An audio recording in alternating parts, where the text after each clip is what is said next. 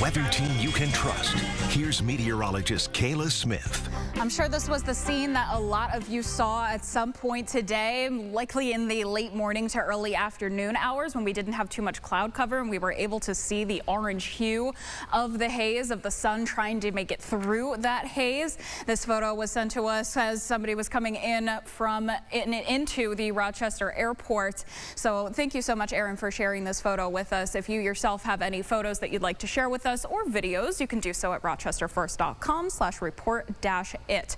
We have some more of these conditions expected for tomorrow, so we would love to see what you see in your area. Big effect on our temperatures this smoke had. We would have probably been closer to Monday's temperatures had it not been for that haze, keeping that sun from being able to really beat down on us. We only had a high of 81 degrees today.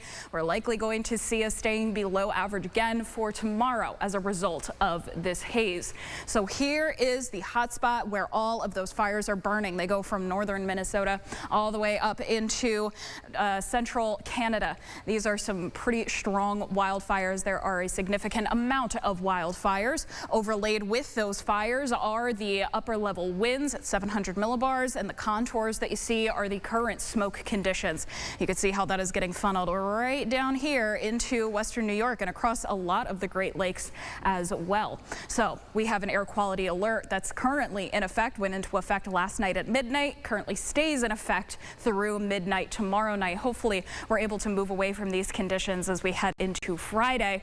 But again, we are not the only ones dealing with these issues. You can see those air quality alerts all across the Great Lakes region and even getting down into the mid-Atlantic, all the way down into parts of Delaware and Maryland. So this is some pretty far stretching smoke. If you couldn't tell from the wind direction on that one graphic that I just showed, you can see it from the cloud cover that's moving in over the course of the Great Lakes. You also see a little bit of precipitation here.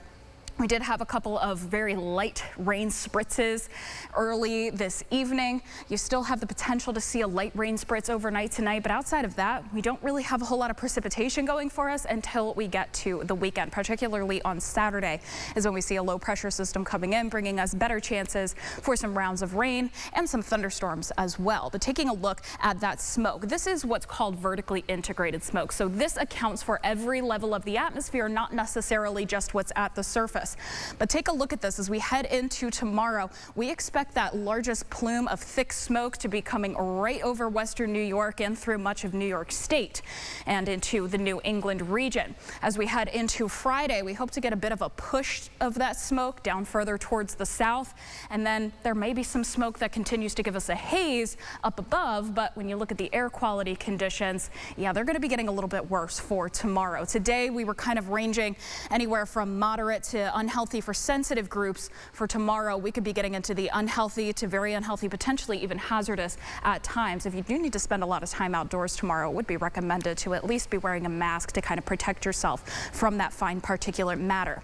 But once we're heading into Friday, we expect that air quality to be improving at the surface. Now, like I mentioned, precipitation, few and far between overnight tonight, and then what would be clear skies tomorrow turns out to be a hazy sky with the wildfire smoke. You could still see some haze on Friday, but otherwise your weather conditions are fairly nice until you get to Saturday, Natalie, where, like you said, we have been pining for more rain. We need some more precipitation, so we've got that chance on Saturday.